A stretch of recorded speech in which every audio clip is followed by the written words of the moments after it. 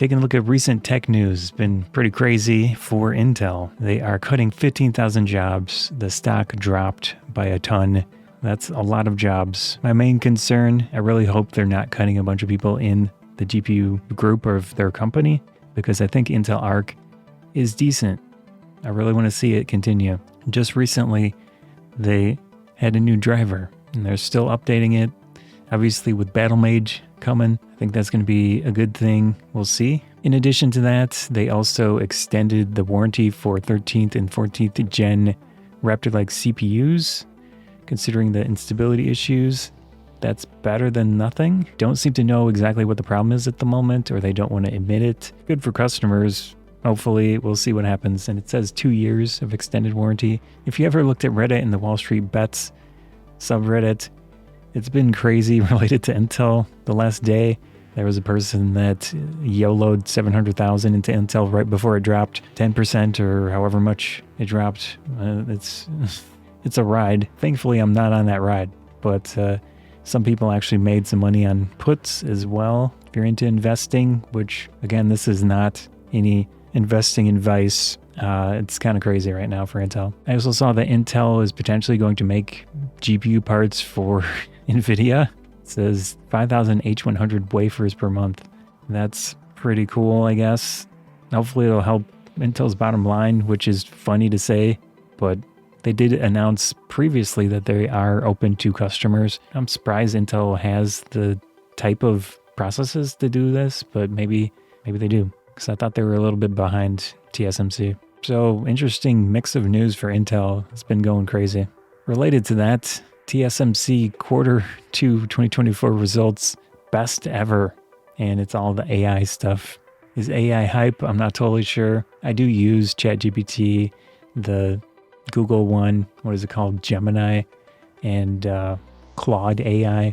I've used those before. They're pretty useful in some contexts, but obviously they're nothing like a human in the ability to do work for you, and you give it whatever. I just don't think it's really there. It does kind of sort of feel like NFTs at the moment, but there is some usefulness. I just don't think it levels off to what's going on versus what you get out of it for individuals. We'll see. The one that I personally hope to see flourish is the one with Meta and all of the other open models, Llama, and all of those tools and open source options. It's not quite at the level of these closed ones, but hopefully in the future, those scale and improve. Right now, the access to hardware that can run these models effectively is pretty limited and expensive, but maybe the next few years we'll see more options available for individuals. I did do some tests with one of my GPU reviews, seeing how quick I could run tokens and stuff with the two different GPUs, the 1060 and the 4060. It's kind of interesting. All this AI stuff keeps going and going. There was this other thing I noticed on Reddit where it says artificial intelligence in a product description reduces purchase intentions. Finds a new study of more than 1,000 adults.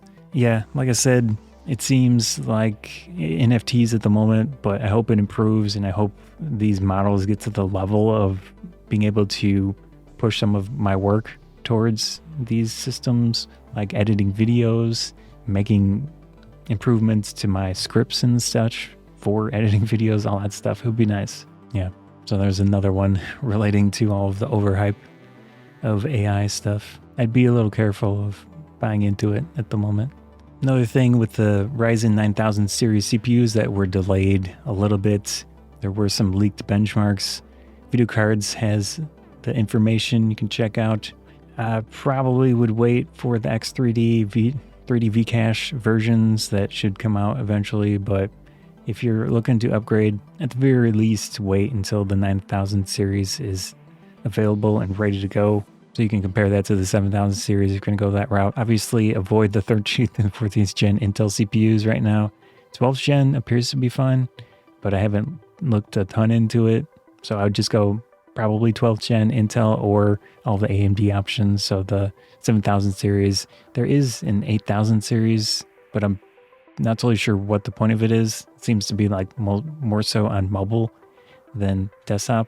And then, of course, the 9000 series coming out. There was a little leak from Best Buy regarding the prices of the 9000 series from $279 to $599. I'm personally interested in the 12-core 24-thread version. $449 seems kind of expensive, but obviously that's just the starting price. Crowdstrike, that was a whole thing a while back. I missed all that. Of course, on my channel, I don't post too much. But in this case, it was a company that relates to security and dealing with viruses and stuff. So companies put this on their important computers, and there was a huge issue with Crowdstrike making an update that created blue screens on these computers. So you've got companies that do very vital things like flights, expect some serious craziness regarding to that in the future. There's probably going to be a ton of lawsuits against this company, which I think they deserve. They shouldn't design things in a way that is so risky to send a security update to a computer. Obviously, it runs on a kernel level. So in that case, there's very small amount of margin for error, and it didn't work. There's a nice little quote. Chief executive also says that Microsoft is the most fragile platform when asked about future business relationship. I think it would be smarter to go Linux and or FreeBSD, things like that, for vital systems. Not to say that those are perfect, but Microsoft Windows has gotten rough around the edges over time. I wouldn't say it's primarily their fault or anything, but allowing this CrowdStrike company to have such close access and not be vetted constantly is a problem. It's very clear at this point.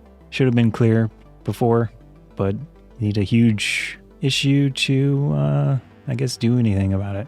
Kind of dumb. Very quick one with tech news. Those are the serious things. Obviously, I don't cover stuff super timely, but they are interesting stories. Hopefully, Intel gets their act together. I do generally like the company. I'm still using a really old Intel CPU for years and years, and it's been very reliable. AMD is good too, of course. Again, related to the GPUs, I really hope that they survive and continue the Intel Arc GPUs because NVIDIA needs some serious competition. AMD's around and they do their thing, but they don't seem super motivated to push the boundaries and just compete in a way that makes sense, at least to me. But obviously they make good stuff as well. I just think a third option would be great. It's got to take, I suppose. So yeah.